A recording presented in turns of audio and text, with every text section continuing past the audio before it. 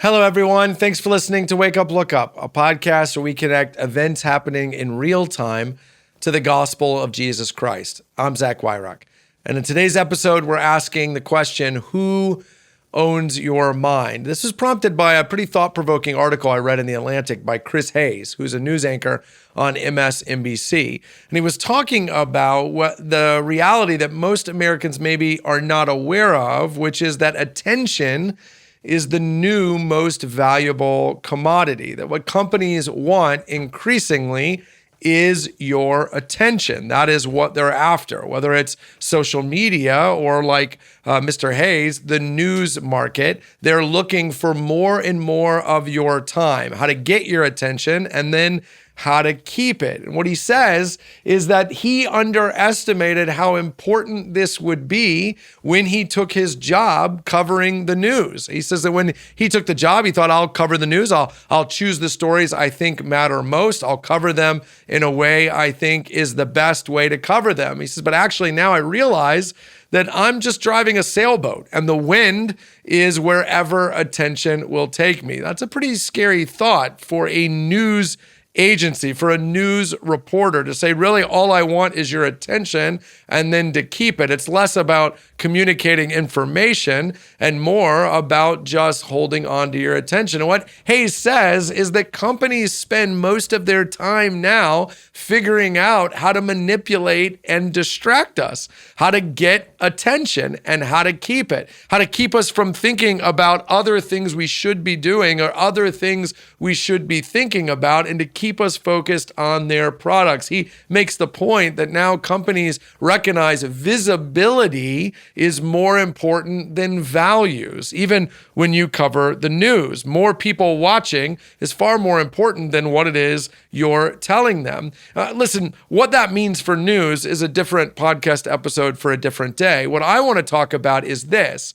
The Bible has a lot to say about spiritual warfare and your mind. Romans 12, Paul tells us to be renewed by the transforming of our minds. But increasingly, here's what I think is happening. Major multi-billion-dollar corporations are hiring really smart people to spend all day thinking about how to transform our minds in a way that leads to buying their products or sharing their worldview. Meanwhile, most of us are spending no time thinking about what goes on in our mind. Well, what do you think happens as a result?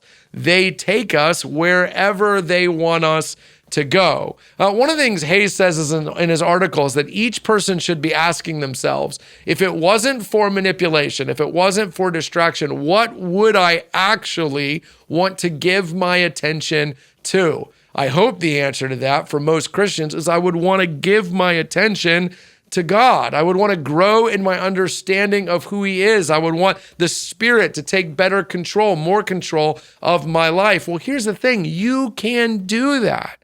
But it's increasingly becoming true that the first step probably isn't picking up your Bible. The first step is disentangling yourself from the apparatus that has sought to distract you. You got to turn off your phone. You have to turn off the news. You've got to detox a little bit before you can actually give your attention to the Bible, because they're building companies around the idea that when you do pick up your Bible, after 15 seconds, you're going to be bored, because that's what they've wired you to do. Increasingly, we've got to unplug from the system in order to plug into God. This maybe is not the application Peter had in mind, but it's the spirit he had in mind in 1 Peter 5 when he tells us to be watchful, to recognize that the world is desiring to move us in a direction, but that is not where we want to go. They are promising us, these companies, things that they cannot actually deliver. True fulfillment, true rest, actual personal growth. It's Jesus who said, listen, if you're weary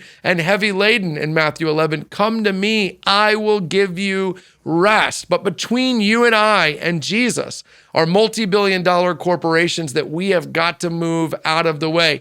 Put down your phone. Turn off the TV. and run to Jesus, realizing that that's the only way you'll actually grow. Who owns your mind? That might be the most important question for your year.